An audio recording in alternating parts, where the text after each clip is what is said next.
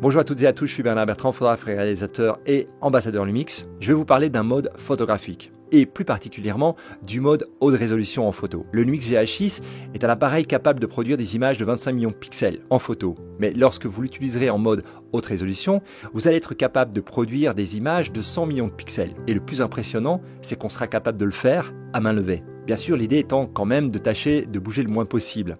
Nous savons tous que la gamme Lumix est impressionnante au niveau de la stabilisation. Et c'est cette même technologie qui va nous permettre de capturer ces images de 100 millions de pixels à main levée. Et comme je voulais tester ça par moi-même, j'ai décidé de remonter là-bas, tout là-haut dans la montagne, pour prendre des photos de ces énormes structures de neige et de glace, que je trouve vraiment magnifiques. Donc au niveau des réglages dans la caméra, alors bien sûr on va retrouver dans le menu qualité d'image. C'est là qu'on va déterminer en temps normal le format de la photo, soit en RAW, soit en JPEG, soit les deux à la fois avec le niveau de compression pour les JPEG. Personnellement je laisse toujours sur RAW plus Fine. Dans le menu du GH6, juste en dessous, on trouve le format d'image, large, medium ou small. Large donnera évidemment les images de 25 millions de pixels. Et on trouve ensuite, juste en dessous, le menu haute résolution. C'est là que ça se passe. Le premier sous-menu nous propose la haute résolution à main levée.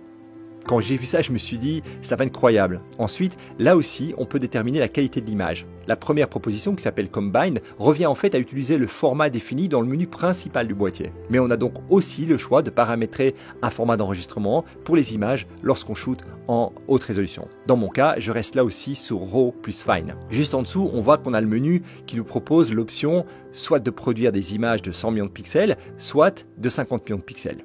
Ensuite, on a le sous-menu retardateur de l'obturateur, avec toute une série de temps différents.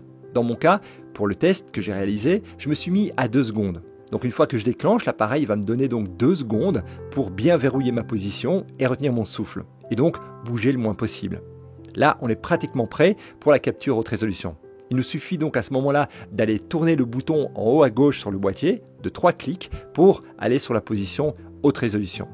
Là, on est bon et on peut déclencher. Après ces 2 secondes, l'appareil va donc capturer 8 photos qu'il va ensuite assembler ensemble directement. Il va utiliser la technologie embarquée pour la stabilisation pour déplacer légèrement le capteur entre chacune des 8 vues. Ce mode haute résolution est donc parfait pour la nature morte ou pour la photo de paysage. Alors, j'étais vraiment très curieux de tester ça et surtout l'idée de pouvoir le faire à main levée. Ça, c'est incroyable en fait. Alors, j'étais très au courant des 7.5 stops de stabilisation et ce mode de haute résolution permet clairement de le voir à l'œuvre. C'est vraiment impressionnant. Je vous invite à le tester. Voilà, c'est tout pour aujourd'hui. Je vous invite à vous abonner si vous souhaitez voir mes prochaines capsules sur le GH6. Je vous remercie de m'avoir suivi et je vous dis à bientôt.